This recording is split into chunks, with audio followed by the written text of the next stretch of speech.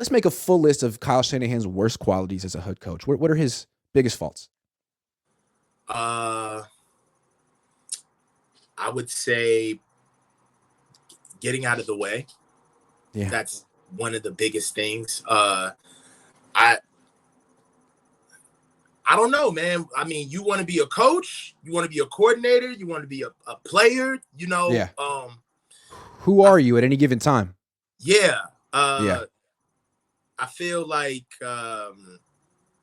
if we're being fair, right? If we're being fair, the quarterback is the most important position in sports. Fuck football. And you know, being great, you know, because I want to keep context in the middle of this. Kyle is known as a great coach. He's known as a genius offensive mind, right? And those things can be true. You know, if enough people are saying it, all right, there's something there.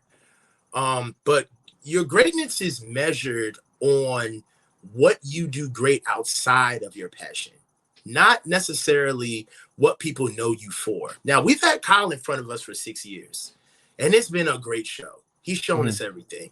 He's shown us his motions, his offense, how to get players and develop them. But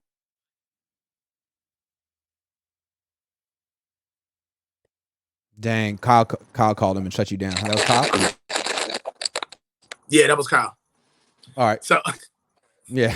No, but ultimately, what you want to do is you want to get better and you want to see somebody through to their full maturation process. And once you see, it's like being in a relationship. Everybody's coming with their representative when you first meet somebody, and they're giving you the best of what they got. But after a while, you're gonna have to see the drawers in the sink. You know what I'm saying? And you're gonna have to be in somebody's house and see how they really live. And once you see how they really live, you're gonna start to see some things that, hey, maybe you could get better at this. Maybe you could work on this. And once you really live with somebody and you've chosen to really be 10 toes down with them, you start seeing flaws that definitely need to be worked on for this relationship to even move forward. Right. And one of that big thing for us is scouting, developing, and protecting the quarterback. A trifecta. That's the thing with Kyle. The fact that he can't scout it, he can't coach it, he can't protect it, that's a huge problem. Yeah. And that's why this, if you say like, what's the biggest problem with the Niners? The quarterback position. It's not Kyle. Well, Kyle's the problem with the quarterback position because he can't scout it, develop it, or coach it. Or protect it. And it's like, they got Brock, great. He didn't scout Brock. That was Steve Slowick. It was Brian Greasy. And then he got him hurt in 8 games. Like, that's what Kyle does. Yeah, so that's a big problem with Kyle. And also, I feel like that when we do get, that's really not the issue, to be honest with you, because it is an issue, but it can be fixed. You can outsource, you can get people in, you can go, God forbid, go learn. You know what I'm saying? Like, I need to say something about that too. Back in the early 2000s, the read option and the zone read option, play action, all of that stuff was coming into the NFL, and it was taking the league by storm. And at that time, the number one guy in the league who was winning Super Bowls, which is crazy to me how we treat Kyle, but he was actually winning Super Bowls. Bill Belichick went out to Oregon and sat down with their staff for an entire summer, okay, for 3 months and learned that offense. He sat down and humbled himself and understood that, look, this is something in my career that I cannot abide by. I can't call myself being one of the best coaches out here and being a true evaluator and not know this. And that's that's kind of like my next gripe with Kyle is I do question what kind of a student he is. Like, do you only look at the stuff that you want to look at? Like, are you out here? Are you only an expert on your thing, or are you constantly trying to learn more? Exactly. I mean, are you stretching yourself? You have a very narrow scope of expertise. Very narrow. I mean, you can't coach a position. You only know one system. You don't know defense. Yeah, and I just, for me, these aren't the things that you see when you want to nitpick at Kyle, right? This isn't stuff that comes up right away when you see Kyle. When you see Kyle, he's a very impressive head coach. Let's just get that out the way. Very impressive. Knows what he's talking about, straightforward, doesn't give you information that he doesn't feel like you need, and has a plan, right? Yeah. Anybody can get behind that. But that's Yeah. not what we're talking about. What we're talking about is the fact that we've been living with him, all right? Yep. We're not dating him. And we know him too well. We know him way too well. Exactly. So I got some things that I would put on the does poorly category. He has great game plans a lot of the time, but he does not adjust well mid-game. In my opinion, he does not adjust well mid-game. And a lot of times what happens early in the season is he doesn't quite know an opponent. And so their game plans are so specific. We're going to get these fronts. We're going to get these pressures. Let's rep it all week, and this is how we're going to beat it. If you don't get the fronts, if they don't get the fronts that they thought they were going to get and they practiced against, they'll lose. And then George Kittle will come out afterward and be like, yeah, like we didn't expect to see that, get those looks, and we didn't know what to do. Like, right. Okay. And you're just parroting. Okay. And, yeah. To piggyback on what you're saying, though, Grant, I mean, the offense, I need to see somebody else operating this offense outside of you to believe that it really works. Okay. Yeah. Like if you're the only one that can wield this offense, then and I'm not talking about somebody that takes it and goes to another organization. No, I want to see this offense work with somebody else calling the shots and you being the head coach. That's a real transition that we need. Okay. Because I'm just being honest. How many times I feel like because of what we see out of the players that we have on offense, Trent Williams and Juice are probably the only two athletes on that team that are really being used to their full potential as far as being able to see everything that you want to do with them. I don't think that Debo runs the full. You good? Yeah. Kyle is fucking with us. But that's messy. I don't think they run the full complement of the route tree, and that's problematic for me. How many times Jimmy, all right, forget Brock, forget Trey. Jimmy was in this offense how many years as a starting quarterback? Like 5. 5 years. Jimmy took this team to the Super Bowl and 2 NFC championship games, right? Think about this. How many times have any of you guys seen Jimmy call an audible? It doesn't happen. Not allowed. Think about that. Think about not allowed. that. Now, I'm not talking about coming to the huddle for 2 for 1. Check with me. 1 run. No check with me. Not that. No RPO. None of that. I'm talking about when have you seen Jimmy in the middle of his cadence call his own play? Yeah, and call his own play. Look at Brandon Ayuk or look at Debo and call his own route. Yeah. When have you ever seen that? And if you can't say that you've seen that, then the offense was never really Jimmy's in the first place. No. He was just a practitioner of what Kyle wanted. He's a joystick. He's a joystick. Yeah. And he's a joystick. And anybody who understands an offense now, you can, for our people who are saying, oh, well, the offense was new. Jimmy was in the offense for 5 years. You can't tell me by year 5 he didn't have any type of ownership in the scheme. And if you don't trust a 30-year-old vet, then you're not going to trust a 23-year-old. But anyway, next one. He can't take any feedback. Yeah. So he's reached a level of success, but he hasn't won a championship. And he can't take any feedback on why. Every time he falls short, it's not his fault. And it's like his level of, and I don't want to be rude here because I do like him, but his level of ego and self-confidence or whatever you want is like dizzyingly high. It's like it's like borderline narcissistic. I don't want to say, I don't know that he's a personality disorder, he's narcissistic. Yeah, right, but it's like, you can't take any feedback. And when a reporter says respectfully, coach, blocking Hassan Reddick with Tyler Croft, like he snaps at him and like is like, no, like that's I was right, and this is football. Yeah, it's like that was the play. Like if you can't even be honest with yourself and take feedback, like you're gonna be doomed to making the same mistakes. And I feel like he has been doomed to making the same mistakes since 2016. Well, I think that Kyle doesn't see mistakes. I think Kyle sees things that weren't ran the way that he wanted in the first place. Yeah. I don't see a lot of covering with Kyle where there is a mistake. Sometimes, being able to fall on your sword and cover for mistakes or be accountable. The beauty of that is like, there's an unspoken conversation of the people who understand that you could shirk responsibility right now. Yeah. but you're falling on it right now, right? Yeah. And it's not that you have to, it's that you're choosing to, and it's a good move. Right. Yeah. It's not, you don't have to do this, but you're choosing Yeah. to kill the fire right now and just be the guy a leader. That says it was my fault. Be a leader. Yeah. And I think that escapes him from, it's not taking blame or taking responsibility or being able to hear feedback isn't about getting it right or being right. It's about holding responsibility and making sure that the right people are protected. Right. For example, when we asked him after the Eagles game about that play where Hassan Reddick beats Tyler Croft, head coach answers and says, "Yeah, that's on me. That's on me. I put our players in a bad position." Yeah, but a coordinator says that's a play I call all. I have to call that play. That's my system. Nothing. That's football. Stuff happens. Head coach doesn't say that. It ultimately falls at his feet. Coordinator can say, "Hey, man, it's my system." And the head coach doesn't like it. He could have vetoed it. It's on him.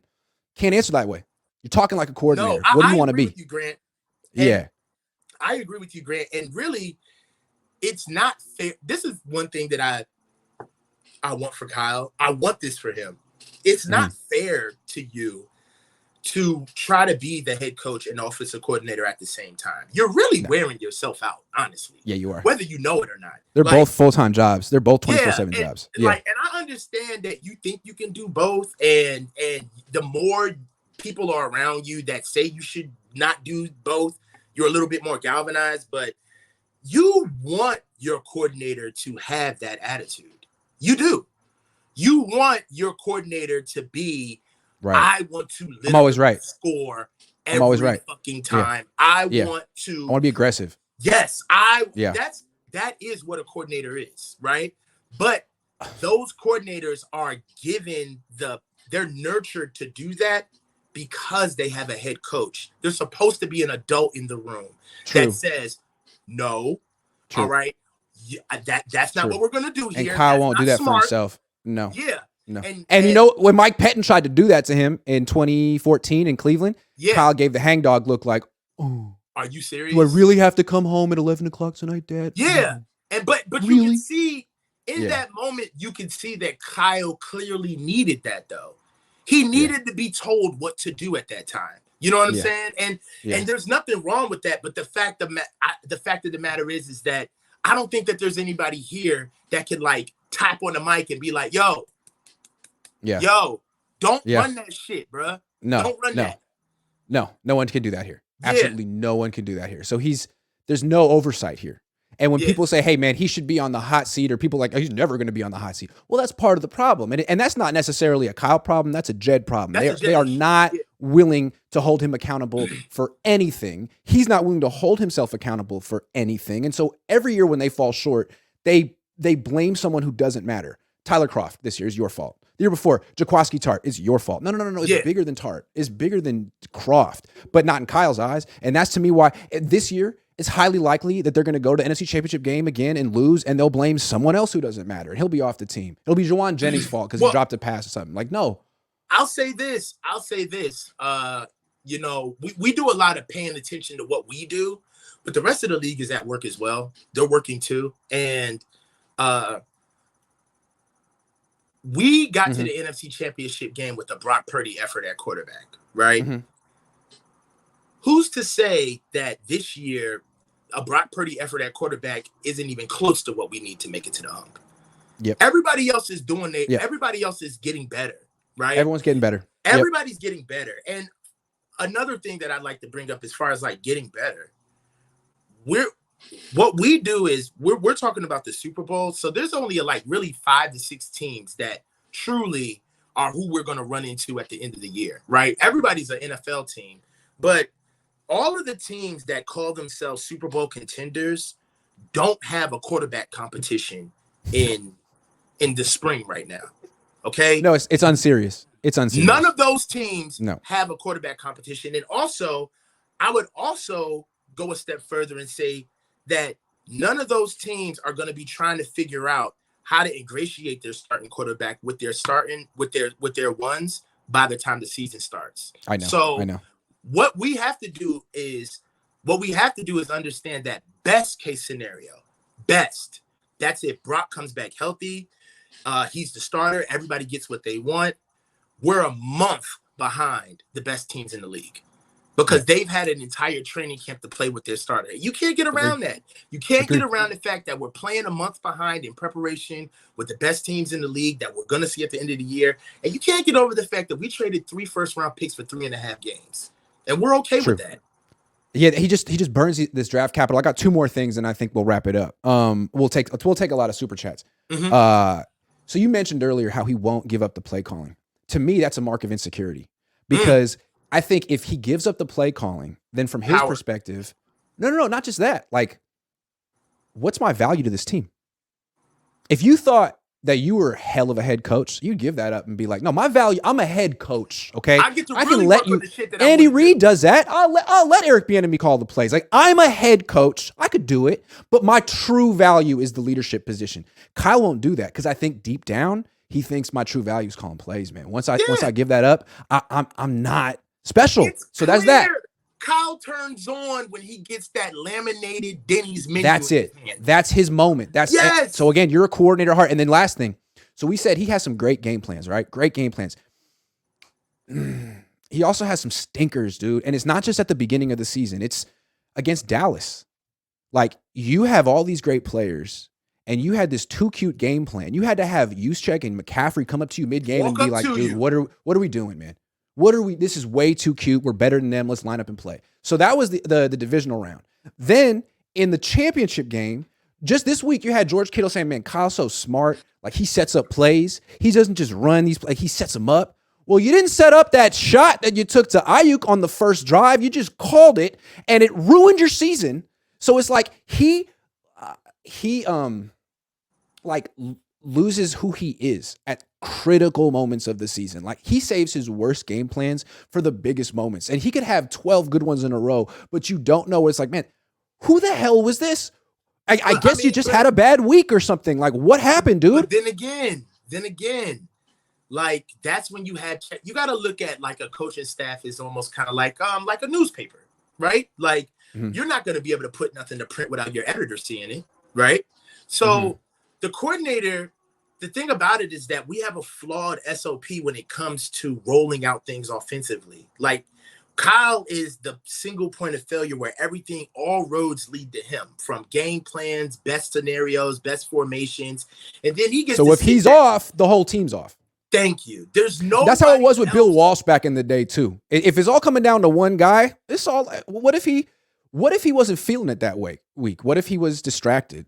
What if someone was it's all on him. If he listened to his boys and during the game and they're like, yo, we don't like this. But if you think about it, really what that process is, it's like, let's say you're a writer. How many times have you been galvanized about a story where you're a little too personal? You're bringing a little bit too much of your perspective into the article, and your editor has to come back and say, hey, Grant, nah, you got to clean this up. Yeah, it's not an opinion piece. It's not an opinion piece. Yeah. This is for the writers. This ain't for you. You need to bring more facts.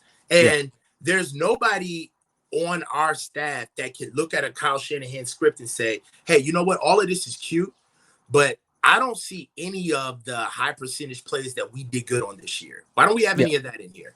I understand that you saw this on film and this is going to look good versus what they do, but the play that we run, the 80th percentile on the left side of the field, I want that play in our script. I want to see how we look against them running that. You know what upset me about that call for Tyler Croft, the Tyler Croft play? What upset me about that call? It was in the script. It was in the script. Yeah. Like we're trying you installed that on Tuesday. You repped it all week. No one came up to you and was like, yo, we should not do this. This is stupid. This is stupid as hell. What are we doing? It was in the script.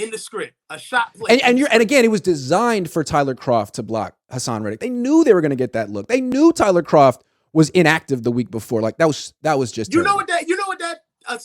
A play like that in the first 10 plays says that it's not that we don't respect y'all, but you guys don't have anything we're afraid of. Like, we see flaws. We can't wait to expose James Bradley. We can't wait. We actually can't wait to show the world what we think of this defense, because y'all haven't seen us yet. That's what you call in the first 10 plays of a script when you do that.